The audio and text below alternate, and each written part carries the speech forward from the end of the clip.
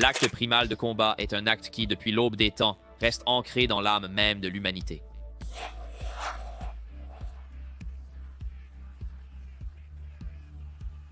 Du sang versé sur les sables des arènes anciennes, au ring de boxe des ruelles d'époques révolues, et maintenant à ces froides parois à 8 cages dans lesquelles les guerriers d'aujourd'hui se battent.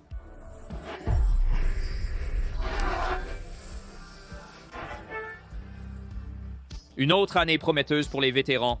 Entre les showmen et les vrais champions, l'UFC reste incontesté comme la première promotion des sports de combat. Avec votre permission, je vous guiderai à travers chaque instant important. 1993 serait l'année charnière qui donnerait naissance aux précurseurs des sports modernes. L'Ultimate Fighting Championship serait conçu comme un tournoi unique pour déterminer le meilleur art martial. Dirigé par Art Davey de la famille Gracie Brazilian Jiu-Jitsu, c'était aussi l'occasion de promouvoir le Jiu-Jitsu brésilien sur la scène mondiale. Nous commençons à discuter de la façon de le faire à grande échelle. Il a dit que nous devons passer à la télévision pour toucher un large public. Puis je suis revenu dans son bureau et je me suis assis et j'ai frotté mes mains. J'ai dit « D'accord, maintenant laissez-moi vous montrer ce que nous allons faire. » J'ai dit « C'est du pay-per-view, c'est un tournoi. C'est un tournoi à élimination directe de 8 hommes. » Commencez à sélectionner les personnes les plus dures, les plus méchantes, les plus laides, les plus lourdes, les plus qualifiées que nous pourrions. J'ai dit que vous aurez un gars du Jiu-Jitsu. J'ai dit « Ce sera l'un des 8. » C'était 8 hommes, 8 murs, un gagnant, mais sa devise sans règle cimenterait une réputation en tant que sport reflétant le côté barbare de l'humanité, une réputation qui ne serait pas ébranlée pendant des années à venir.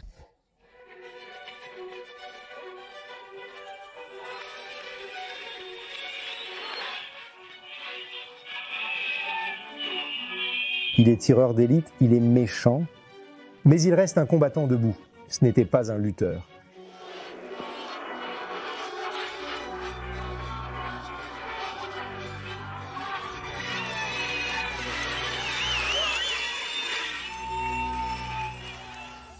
Le représentant de la famille Gracie avait gagné, malgré les différences de poids monstrueuses avec ses adversaires. Royce avait utilisé le jiu-jitsu brésilien pour vaincre les plus puissants ennemis.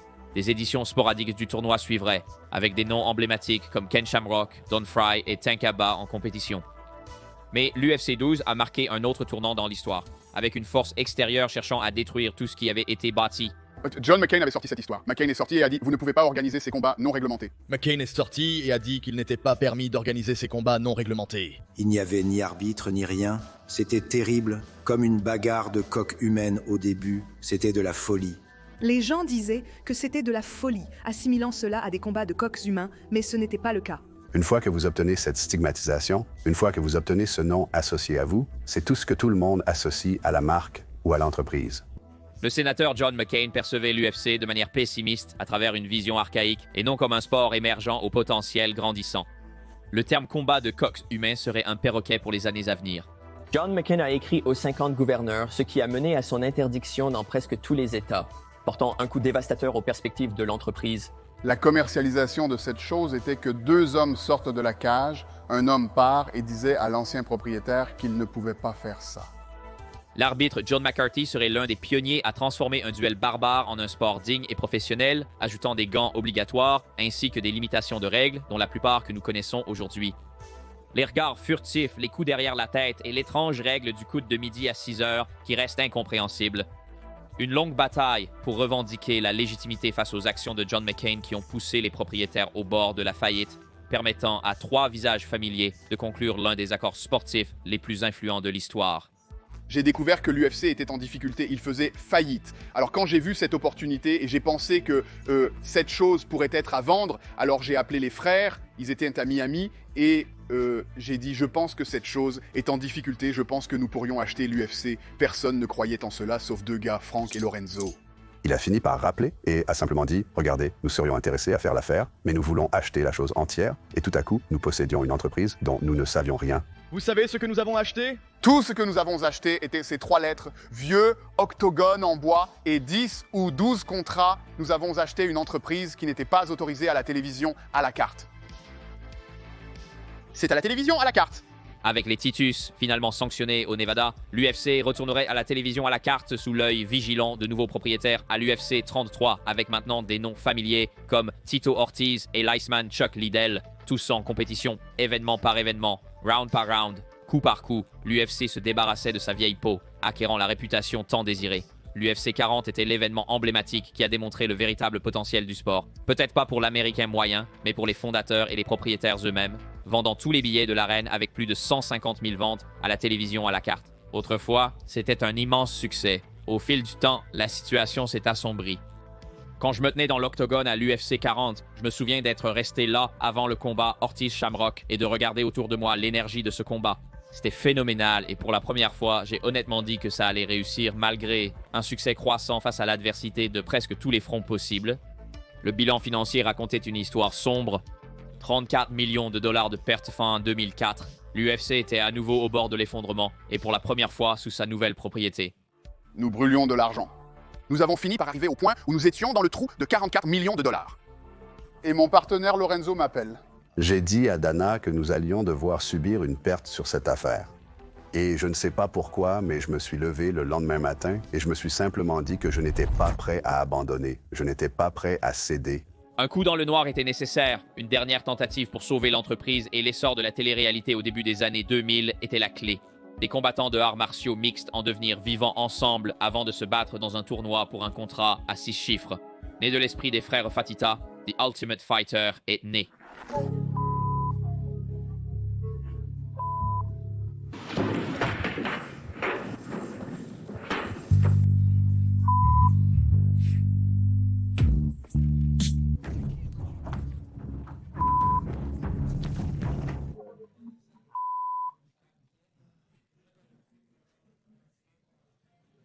Le spectacle, bien qu'amusant lors de sa première saison, avait besoin d'une fin réussie pour sécuriser une autre saison sur Spike TV. 2 combattants, et non des dirigeants, ont réussi cet exploit, sauvant ainsi l'UFC pour la première fois en direct à la télévision câblée. Stéphane Bonner et Forrest Griffin, oui. Ces 2 fous se battent comme des chiens.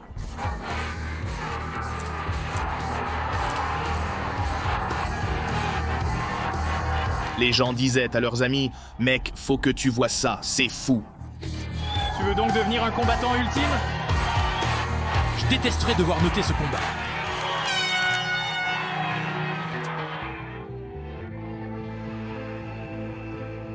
Nous avons fini par donner un contrat UFC à ces 2 gars ce soir-là, ce qui a rendu l'endroit encore plus fou. Et nous allons offrir à Stéphane Bonner un contrat à 6 chiffres avec l'UFC. Selon Dana White, le succès de la finale demeure la raison d'être de l'UFC. Et la 2e saison de The Ultimate Fighter serait approuvée à l'arrière de l'arène sur une serviette en papier froissé. L'UFC a connu une croissance rapide dans les années 2000, semblant pour la première fois aller de l'avant plutôt qu'à reculons. Tito Ortiz et Chuck Liddell, des stars de l'UFC, ont contribué à élargir le public grâce à leur rivalité notoire et leurs 2 combats légendaires, devenant ainsi les premiers exemples de personnages marquants de l'UFC. Alors que l'acquisition par l'UFC de promotion régionale, du World Extreme Cage Fighting et finalement de la promotion japonaise Pride reflèterait tout son succès grandissant. Avec ces acquisitions sont venues une pléthore de futures stars. Dominic Cruz, Uriah Faber, le roi de Rio, José Aldo et d'autres légendes émergeaient à l'UFC. Spider Anderson Silva a révolutionné le terme d'artiste martial mixte avec ses 2 points. Matt Serra réaliserait la plus grande surprise de l'histoire de l'UFC en battant Georges Saint-Pierre.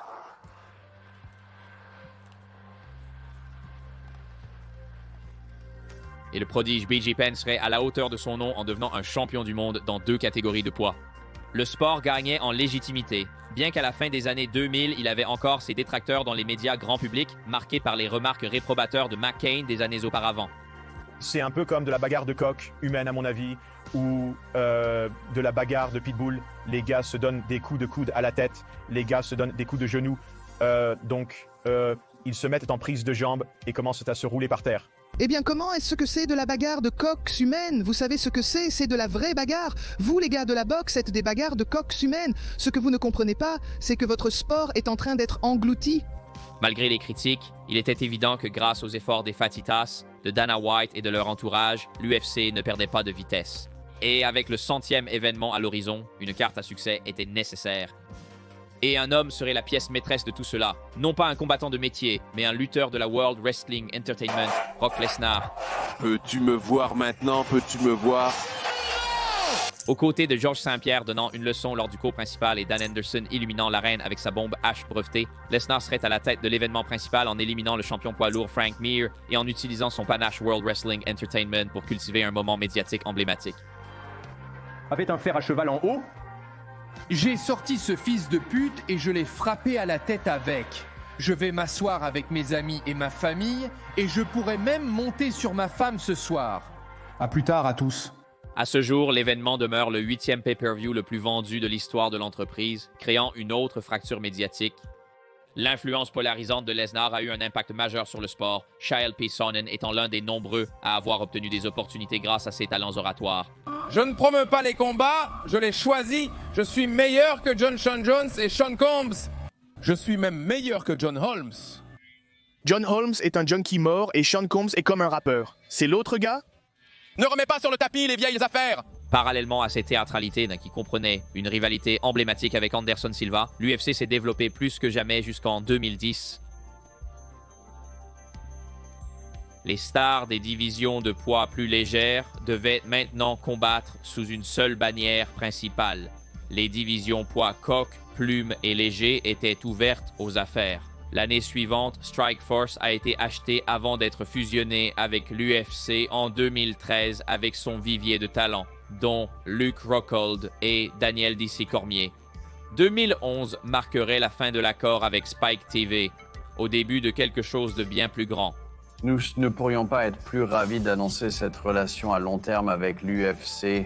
Il y a eu beaucoup de grands jalons que nous avons franchis au cours des 10 dernières années en construisant cette entreprise et en développant le sport. Mais je dois être totalement honnête quand je dis que c'était ça pour moi. C'est ce que j'ai toujours voulu.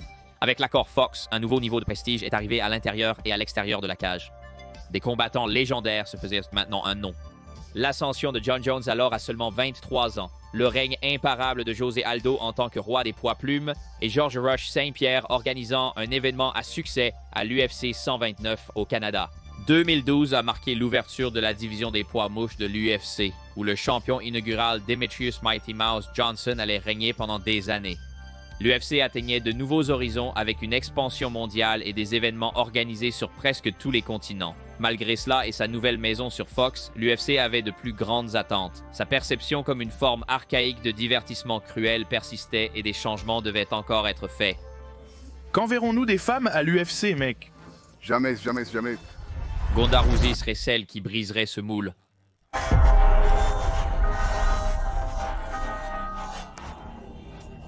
Son talent ne se limite pas à battre de grands combattants, elle les anéantit littéralement. Ronda veut que cela se produise rapidement. Elle a abandonné son bras. C'est fini. Je savais que j'assistais à un moment historique. Et pourtant... Brownie Ronda.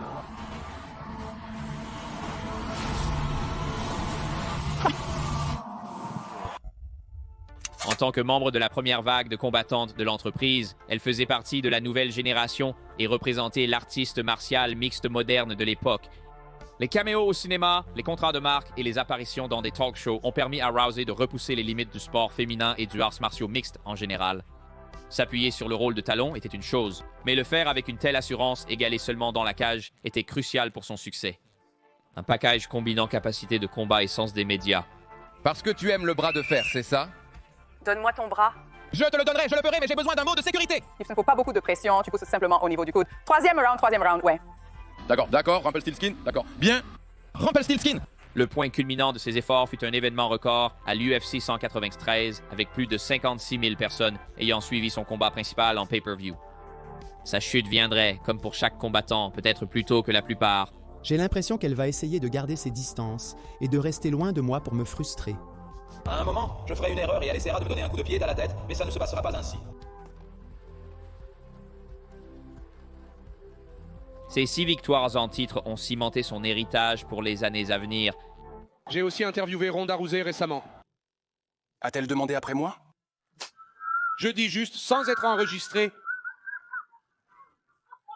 Hors enregistrement. Il y a 3 caméras, ce n'est pas hors enregistrement.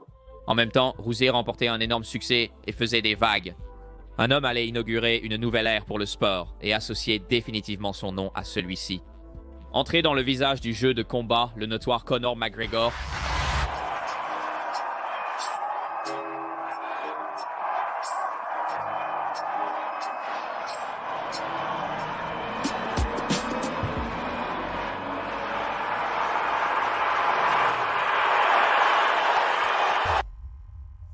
L'ascension du Notorious était la tempête parfaite. McGregor était l'homme idéal pour révolutionner une entreprise encore ancrée dans ses méthodes traditionnelles. Pour le meilleur ou pour le pire, dans le business actuel de l'argent. Les Irlandais sont de retour. Je dirige la ville de New York. Je suis un putain de Macron. Putain de vision coupable. Tout le putain de navire coule. Avant même qu'il n'ait mis les pieds dans cet octogone, Dana White avait vu les signes de dollars. Et avec l'aide des Fatitas, il aiderait à cultiver le potentiel de l'Irlandais en un dieu du combat. Et pendant que Conor faisait son ascension vers l'immortalité du combat, le sang d'un autre dieu était versé sur la toile de l'octogone. Pour la première fois en 2457 jours depuis sa première revendication de la ceinture, la légende Anderson Silva serait finalement vaincue, victime de son propre panache et de son sens du spectacle.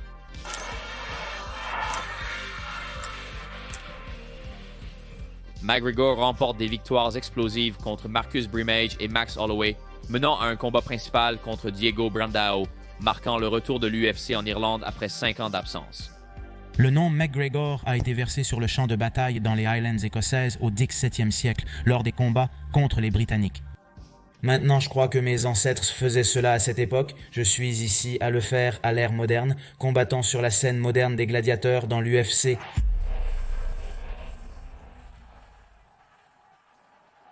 Vous avez dit qu'à un moment, le combat était plus bruyant qu'un concert de rock. Conor McGregor est-il une rockstar? Les gens l'aiment, son influence était indéniable, et même avant son ascension vers le trône des poids plumes, beaucoup suivaient de déjà ses pas. L'ère des escarmouches verbales avait vraiment commencé. Les gens disent toujours que je parle et je parle et je parle, mais devinez qui peut agir? Je le soutiens, je le soutiens. 2014 marquerait un autre moment historique pour l'UFC. Après l'interdiction tant attendue de la thérapie de remplacement de la testostérone, un secret de polichinelle pendant des années, utilisé par beaucoup pour obtenir des avantages physiques au-delà de la norme. Le faites-vous? Pensez-vous que Hendrix prenait quelque chose?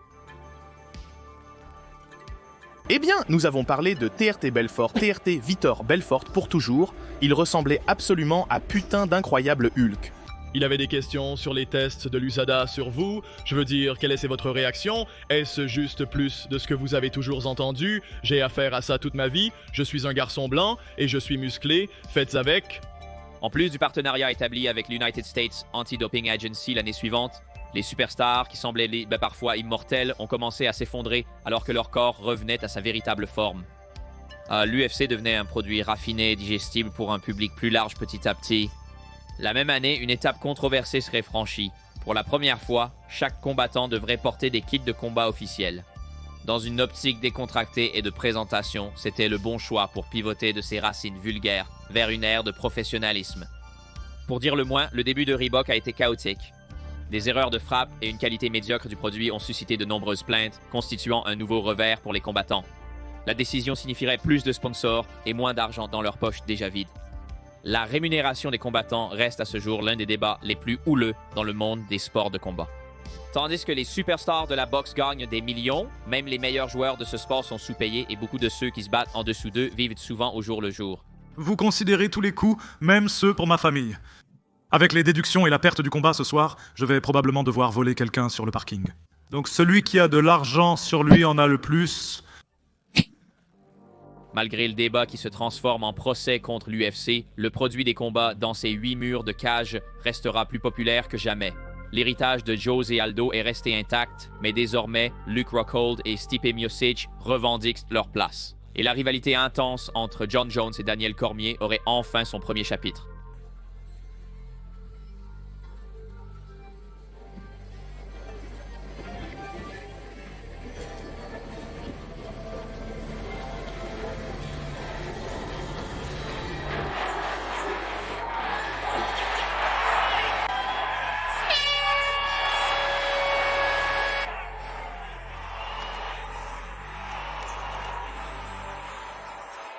Bien sûr, le Notorious ferait enfin son ascension vers la divinité du combat.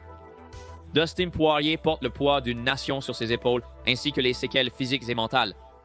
Ouais, tu ne vaux rien.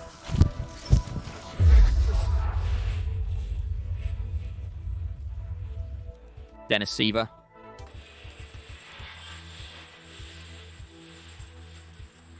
Et enfin, Chad Mendes de Team Alpha Male pour leur intérimaire mettrait en place un combat de réunification contre le roi de Rio lui-même. Fini les blessures et les obstacles. José Aldo allait enfin affronter son plus grand défi.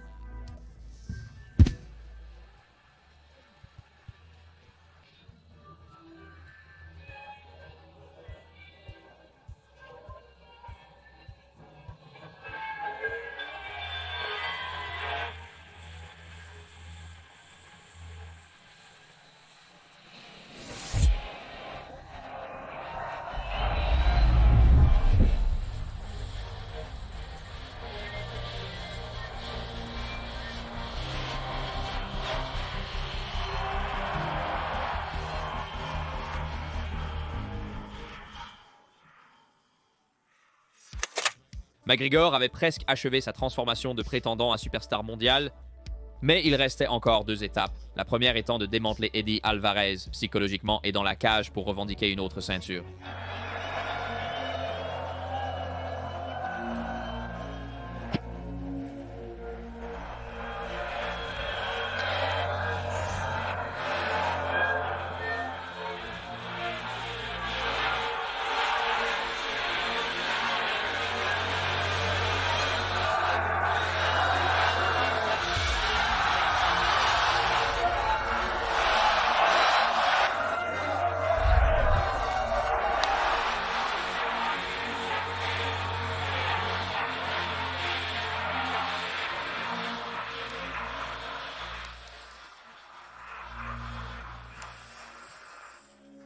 Premier double champion simultané du sport, l'Irlandais avait élevé le jeu à de nouveaux sommets.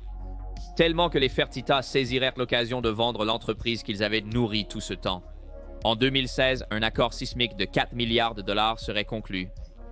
Je ne voulais pas le faire. Les Fertitas voulaient partir. Et ils m'ont assis et ont dit « Écoute, j'en ai fini, mais personne ne le prendra à moins que tu restes. » Vous aviez 9% de l'UFC, vous avez 360 millions de dollars, plus ce que vous aviez avant cela, correct?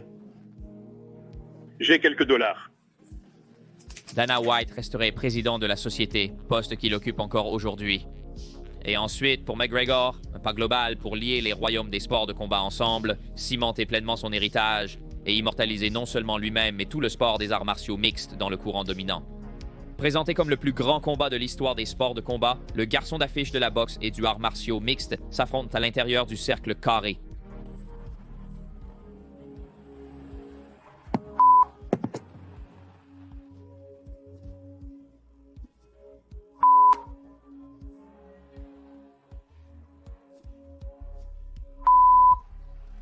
Bien que l'arbitre l'ait arrêté dans le 9e, il n'y avait pas de vrai perdant.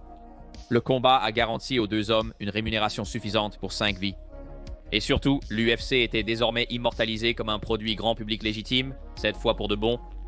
Pendant le mandat de boxe de McGregor, un autre signe du virage de l'UFC vers le divertissement fut la signature de 9 Cents Punk, lutteur de la World Wrestling Entertainment qui ferait ses débuts à l'UFC en 2016. Que ce soit pour retrouver l'énergie de Brock Lesnar, reproduire la starisation de Notorious ou les deux, la décision était audacieuse. Mais vos jours de lutte sont terminés. Vous avez décidé d'entrer dans l'octogone et de combattre les arts martiaux mixtes professionnellement. C'était un pari qui ne rapporterait pas car à son âge, dans la trentaine et avec un entraînement minimal comparé aux combattants de la cage, il était clairement un poisson hors de l'eau. 2 défaites bien payées dans l'octogone seraient tout ce qu'elle écrirait, un mouvement que Dana ne reproduirait jamais. 9 Cents Punk a subi une défaite difficile ce soir. Est-ce la fin pour lui à l'UFC en termes de nouvelles chances? Ce mec de 39 ans est le plus gentil du monde. Je l'adore. Nous lui avons donné 2 chances, vous savez, et il a montré beaucoup de courage ce soir dans ce combat. Oui, je pense que vous devriez considérer cela comme terminé. Suite à l'absence de McGregor, de nouvelles et anciennes stars ont émergé. Georges Saint-Pierre ferait un retour historique pour détrôner le roi des poids moyens Michael Bisping après 4 ans d'absence du jeu.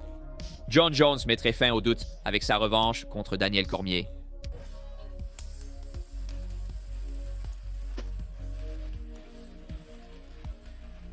L'Hawaïen Max Blessed Holloway s'élèverait à la gloire des poids plumes face à José Aldo. J'ai un adorable bébé garçon à la maison. Rush, tu as encore décroché une ceinture d'or, bébé. Le travail acharné pour élever le jeu de combat se reflète avec la création de Dana White's Contender Series, une plateforme permettant aux combattants en devenir d'émerger et de décrocher un contrat UFC. Parmi les anciens élèves, on compte le désormais tristement célèbre Sean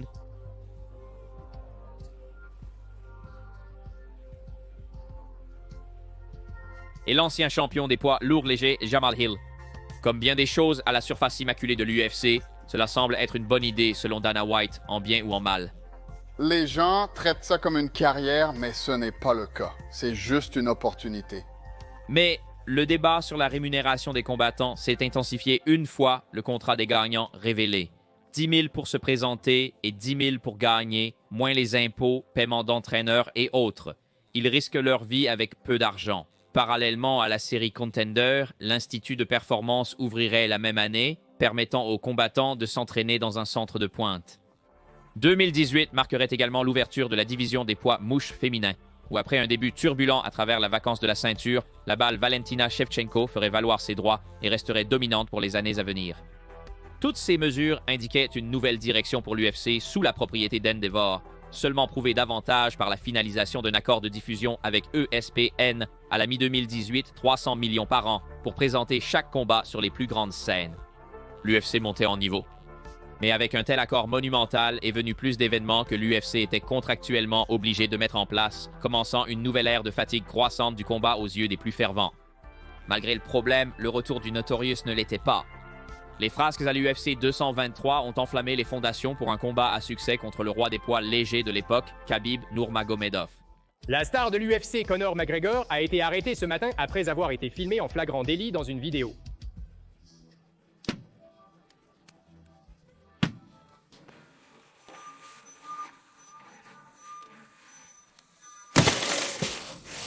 La police le recherche.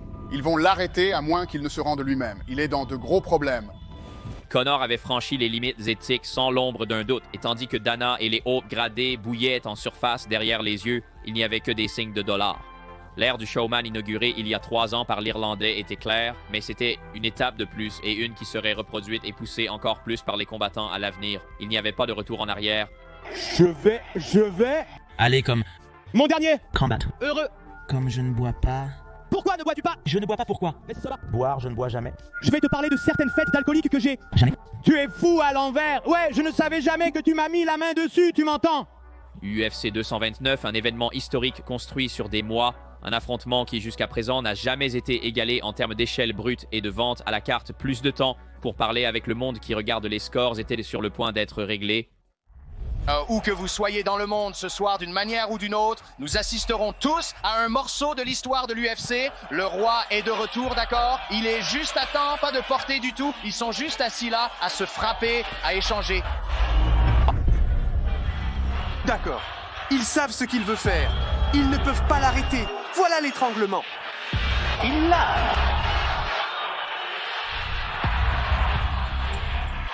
Khabib Nurmagomedov.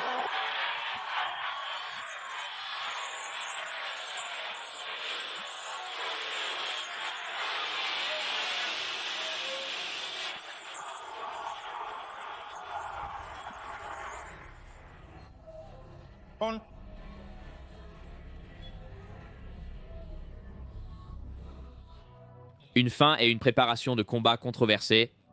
Sans surprise, mais avec le recul, cela n'a fait qu'enrichir la légende.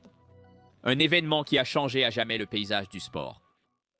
En 2019, le sport commercial a continué à prendre de l'ampleur après 2018. Le centre Apex a été ouvert près de l'Institut de performance, avec son propre octogone, bien que 5 pieds plus petit que la cage standard de 30 pieds.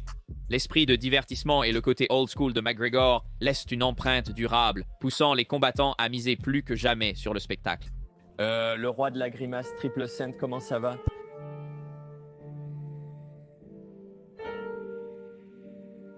Triple 100, alias le roi de la grimace, Henry Cejudo ferait l'histoire en devenant le dernier champion double simultané, avant un autre événement qui déclencherait un effet papillon en chaîne pour changer le jeu à jamais. Plusieurs sources lui disent que l'UFC est un championnat, un échange. C'est Johnson qui va à un championnat, Ben Askren qui va à l'UFC.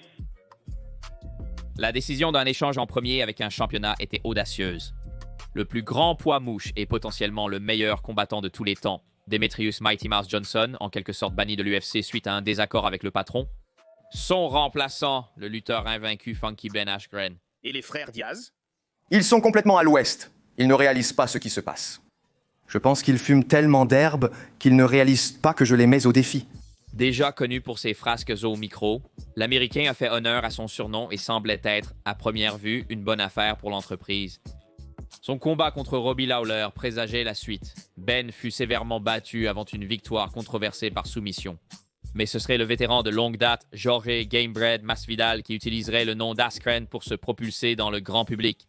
Leur affrontement tant attendu à travers une montée enflammée, Masvidal était en pleine ascension, baptisant Darren Till et se moquant du désormais champion Leon Edwards.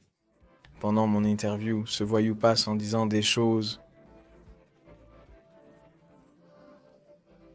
Alors que je m'approche de lui, j'ai les mains derrière mon dos pour signaler que je ne viens pas ici pour des problèmes, tu sais. Alors j'ai dû lui donner le 3 pièces avec le soda et ensuite juste glisser hors de là, tu sais.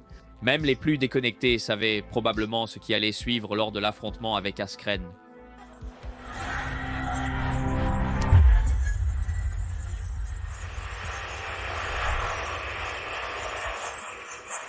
Lorsqu'on lui a demandé si le coup supplémentaire porté à Ben Askren au sol était nécessaire après l'avoir mis knock-out, il a répondu que c'était super nécessaire. Gamebred aurait sa montée météorique de pilier à superstar mondial en quelques mois avec Askren. Le gars complet, un combattant, a perdu et effacé, oui, de la manière la plus inattendue. Une nouvelle star est née. Ses efforts ont abouti à la création de la ceinture argentée du Baddest Mother Effer, officiellement reconnue par l'UFC, mais qui n'était qu'un objet de nouveauté. Son adversaire était Nate Diaz, un opposant sans aucun doute approprié. Si des doutes persistaient quant à l'inspiration de l'UFC par la World Wrestling Entertainment, la présence de The Rock pour remettre la ceinture au vainqueur les a définitivement dissipés.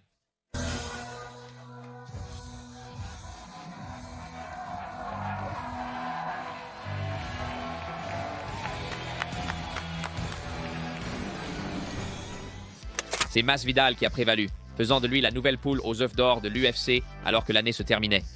La rivalité de Kamaru Usman avec Colby Chaos Covington s'enflammerait officiellement lors du dernier pay-per-view de l'année, dont le premier chapitre serait un classique. En fait, j'ai une question. Honnêtement, tout d'abord, félicitations pour votre performance. Mais tu es ici et tu parles un peu. Quand tes couilles ont-elles tombé? La seule chose que tu perds plus vite que tes cheveux, c'est ta ceinture de Power Ranger. Ton nom signifie déjà fake news, mec. Personne ne se soucie de toi, tais-toi, arrête de parler. Le pay-per-view part par la fenêtre. Tu ne pourrais pas dessiner de l'argent avec un crayon vert et une feuille de papier blanche.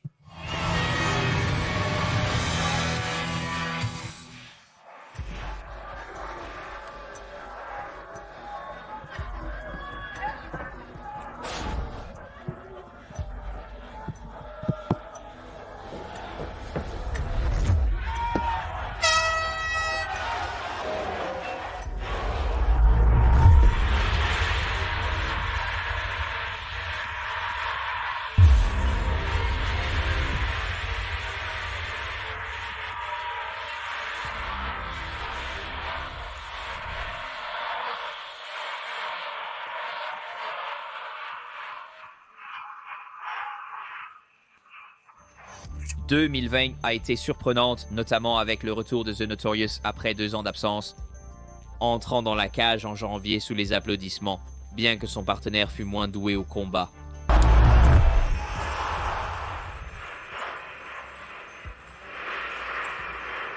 Selon le consensus, John Jones rencontrerait pour la première fois un égal, remportant de peu une décision serrée contre Dominic Reyes dans un combat que beaucoup voyaient aller à Reyes.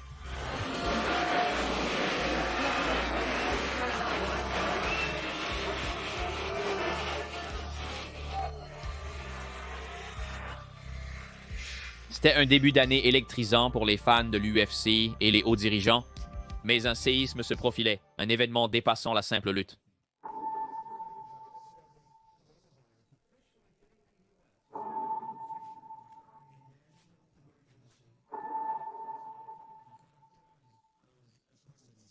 Le coronavirus disease 2019 avait brutalement stoppé le monde. Les entreprises, petites et grandes, fermaient de boutiques alors que les pays plongeaient dans le confinement. Avec des millions de personnes confinées, les rues désertes, le divertissement était primordial. Dana White prendrait la décision audacieuse de garder les portes de l'UFC ouvertes malgré la pandémie mondiale par tous les moyens nécessaires. J'ai cette philosophie, ne me dis pas non. Tout peut être fait. Nous avons traversé le coronavirus. Le coronavirus a été le plus grand défi de ma carrière. Pendant la pandémie, c'était comme s'ils faisaient des tests à Abu Dhabi. Ils font des tests. Pourquoi ne pouvons-nous pas tester ici? Il y a une interview de moi pendant le Covid où je vous dis que nous avons un combat à venir ce samedi et le reporter m'a demandé où c'est. J'ai dit que ce n'est pas vos affaires, c'est sur ESPN, c'est là que ça se passe.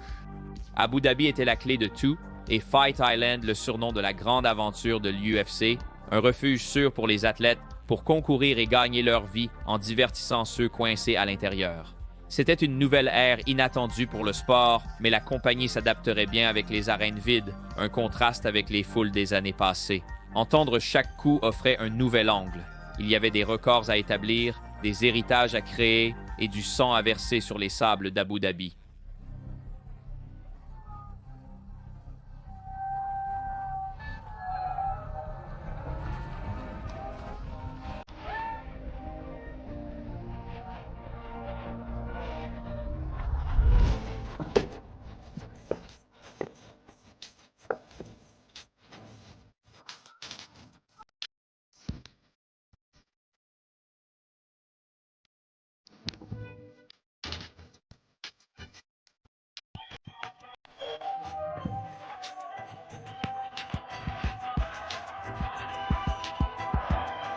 Je pensais qu'il ne pourrait pas supporter un 5e round après être parti à la fin du précédent.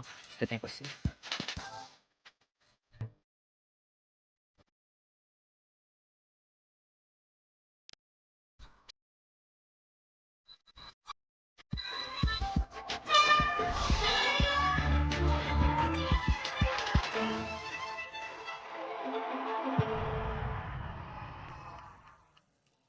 La performance classique emblématique de Holloway contre Calvin Kattar était l'une des nombreuses en 2021.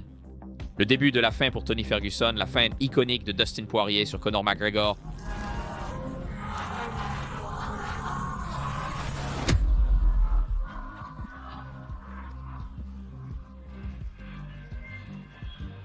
Ainsi que la dernière défense de titre de Khabib et sa retraite subséquente avec un dossier sans tache. Malgré le changement radical de décor, le combat n'épargne personne et le cycle de violence perdure. En plus des 4 événements sur l'île à Abu Dhabi, l'UFC délocaliserait en partie ses pay-per-view et soirées de combat au centre Apex. Mais comme souvent avec les arts martiaux mixtes, cette utilisation progressive a créé une discorde grandissante dans la communauté.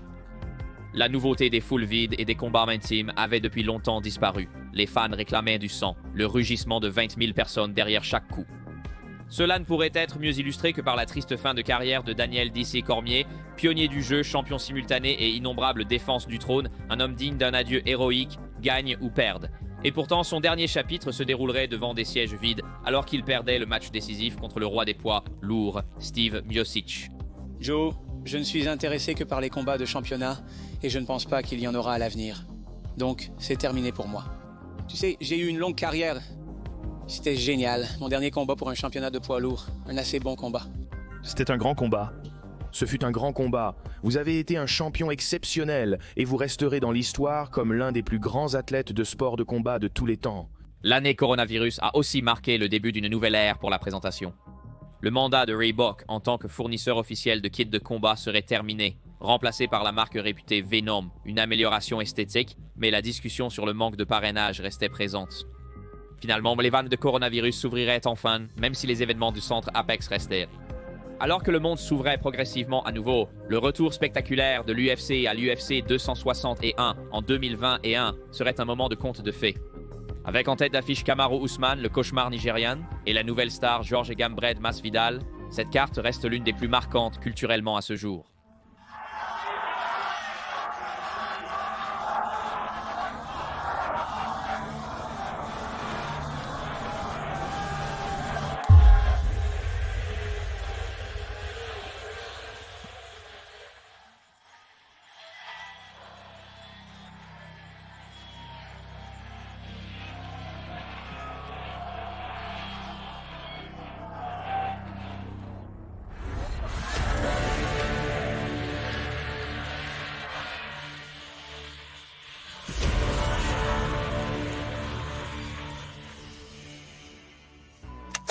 L'UFC était officiellement de retour en action, et pour beaucoup un fan moderne maintenant, c'était la première fois qu'ils pouvaient vraiment expérimenter le championnat ultime de combat à son meilleur étoile, traçant leurs héritages devant nos yeux. L'Oliveira de Charles Bronx était l'un de ceux.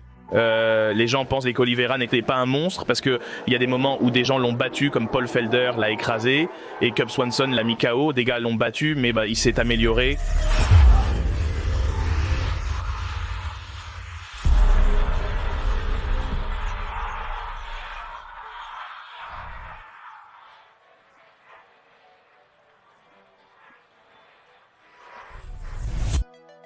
L'ascension d'Alexander Volkanovski au sommet des poids plumes se poursuivait, tandis qu'Israël Adesanya demeurait invincible en poids moyen, du moins dans la cage. Je le toucherai assez de fois, et finalement il s'effondrera comme les Twin Towers. Dustin Poirier mettrait fin à sa trilogie avec Conor McGregor en le laissant avec un pied cassé, l'éloignant de la compétition pour une durée indéterminée. Le contrat ESPN, maintenant dans sa 4e année, commence à peser lourd avec les obligations contractuelles que l'UFC doit remplir. Devenant avec succès une marque et un sport mondiaux, presque entièrement débarrassé de son ancienne peau, l'UFC prenait maintenant des mesures dans l'autre direction, une forme de divertissement qui aliénait progressivement sa base de fans principale.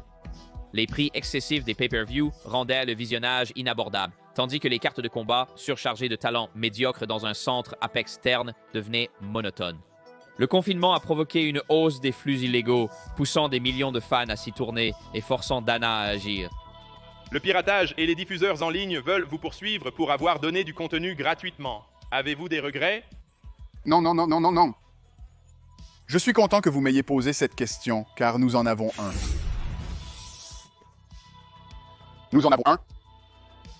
Nous observons ce gars en ce moment. Tout ce que t'as à faire, c'est de l'allumer samedi et on t'a eu enfoiré.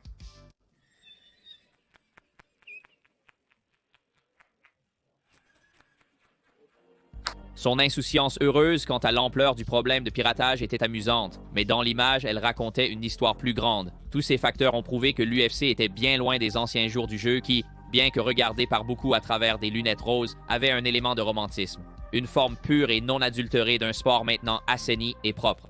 Les pay-per-view en 2022 étaient cependant aussi excitants que jamais.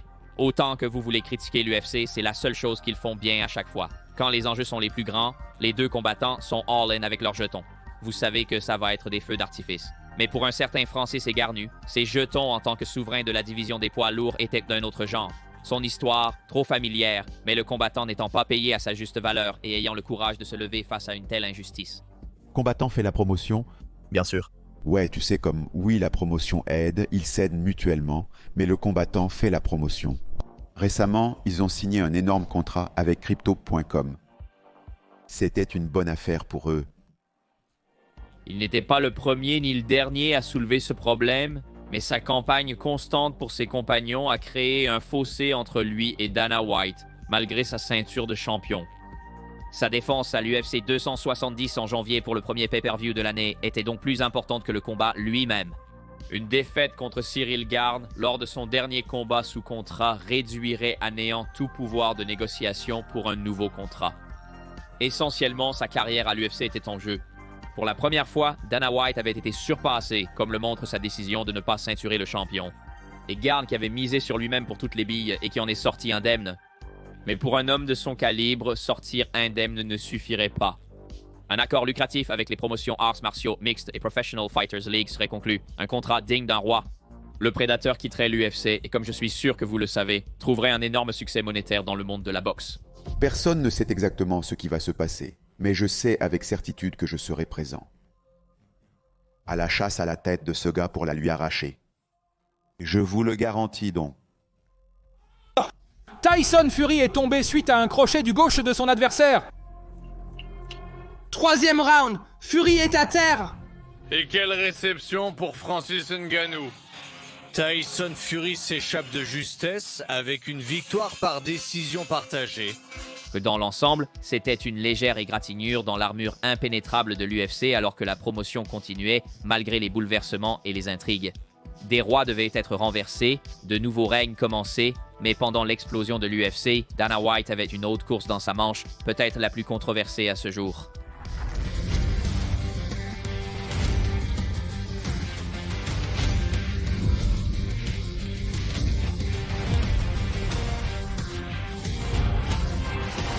Bien que pas nécessairement lié au White et aux arts martiaux mixtes, Dana a utilisé les médias sociaux pour mettre cette gifle de puissance devant chaque fan d'arts martiaux mixtes.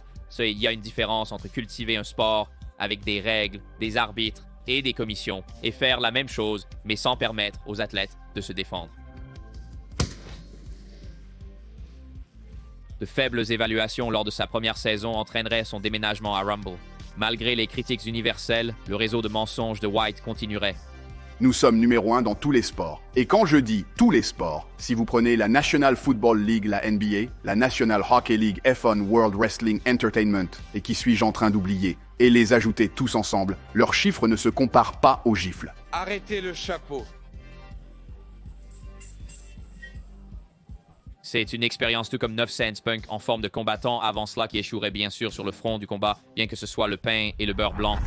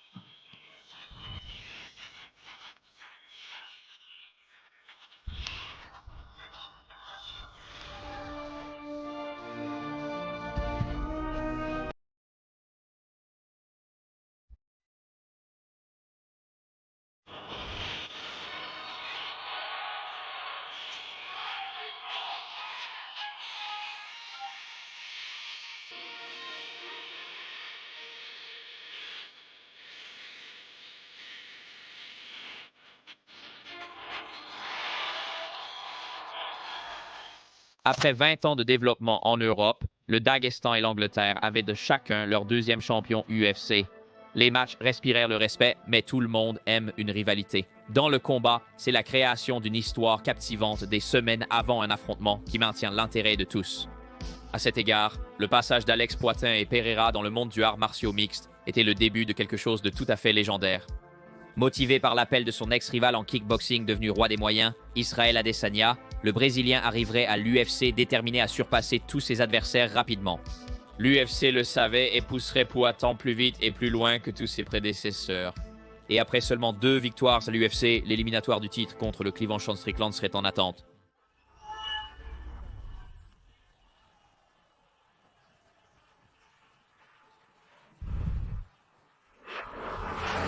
Et alors qu'Izzy était au sommet de son trône, serrant la ceinture qu'il avait maintenue si longtemps, il n'avait peut-être pas pris en compte la faim brute intrinsèque qui ne se développe que dans la quête d'un tel honneur et qui, combiné à la façon dont ils se sont affrontés compétence pour compétence, était le facteur de sa chute.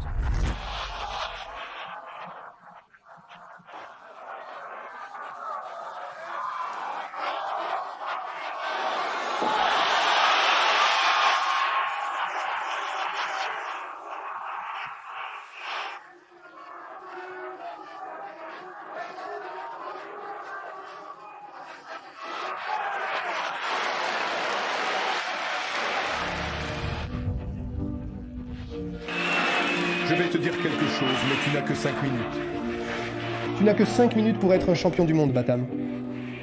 5 minutes, Batam.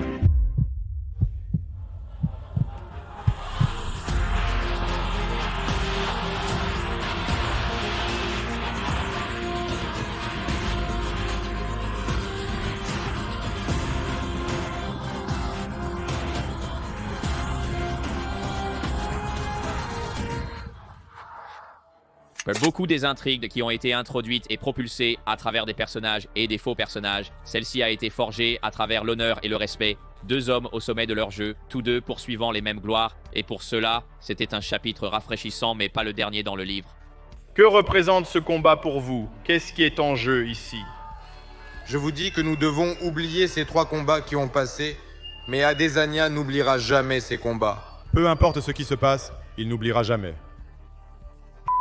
Je viens pour sa tête.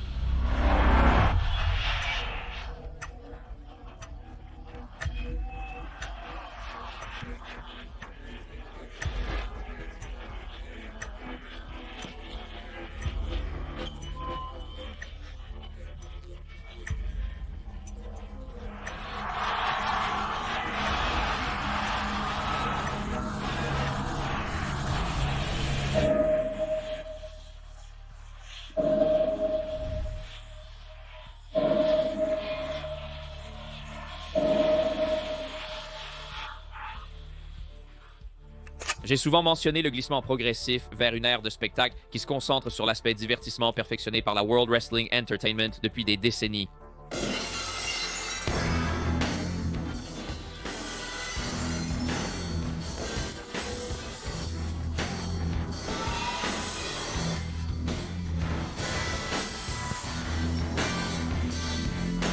Septembre 2023 marquerait le dernier clou dans ce cercueil car l'UFC fusionnerait avec eux sous une seule bannière baptisée TKO Holdings.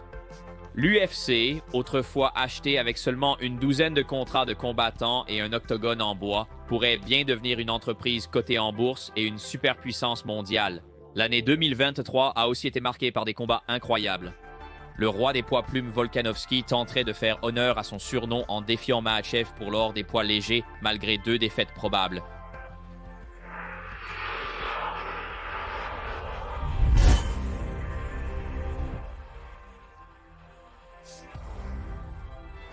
Les performances de John Jones et les circonstances les entourant étaient admirables. Il retournait dans la cage pour la première fois depuis sa victoire serrée sur Dominique Reyes 3 ans auparavant, mais dans une catégorie de poids supérieure. Il a dominé le frappeur français Cyril Garn au premier tour par guillotine, devenant un champion de 2 poids. Le plus grand débat de tous les temps semble réglé.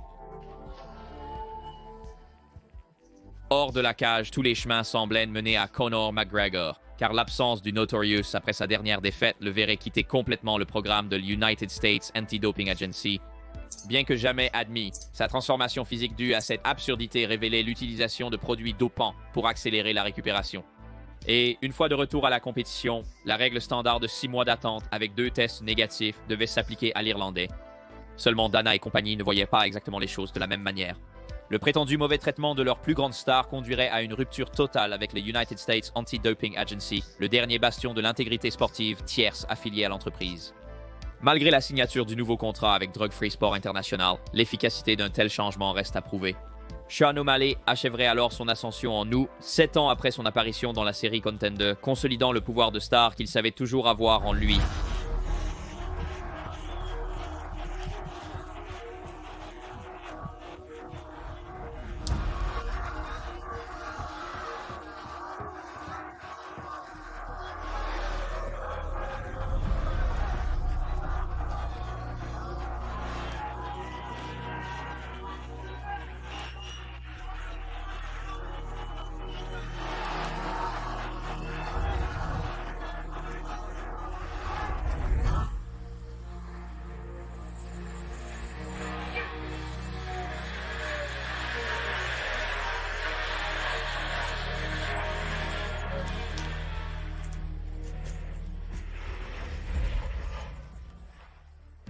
Les combattants anglais s'exprimeraient encore avec Leon Edwards, roi des poids mi-moyens, qui bat Colby Covington en 25 minutes.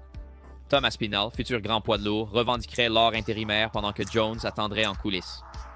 Alors que nous progressons en 2024 vers l'UFC 300, il est juste de dire que la compagnie a parcouru un long chemin depuis ses débuts en tant que sport sanglant, pour devenir un produit apprécié et soutenu par des millions de fans.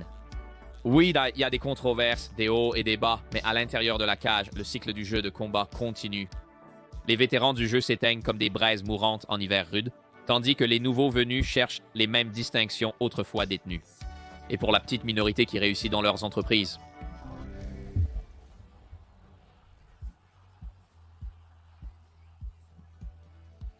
Certainement voués à reproduire les mêmes mythes que leurs prédécesseurs, les hauts et les bas, les montées et les chutes. Et en tant que fan, la meilleure partie est que nous avons la chance de participer à chaque instant de ce voyage. Salut! Si vous êtes arrivé jusqu'ici, merci beaucoup d'avoir regardé cette vidéo. Ce projet, c'est le plus grand et le meilleur sur lequel j'ai jamais travaillé et m'a pris énormément de temps. Si vous pouviez laisser un j'aime ou vous abonner à la chaîne, j'apprécierais énormément. Cette année, Wasaili, de nombreux projets passionnants sont prévus pour la chaîne. Si vous ne suivez pas mes streams les mardis et dimanches, c'est peut-être la première fois que vous me voyez en vidéo, mais vous pouvez les regarder chaque semaine à votre convenance. Si vous voulez parler de arts martiaux mixtes ou de sujets connexes. Patreon est dans la description si vous voulez soutenir la chaîne. Cela signifie beaucoup et vous pouvez avoir votre nom à la fin de la vidéo comme Ivan. Merci et à la prochaine.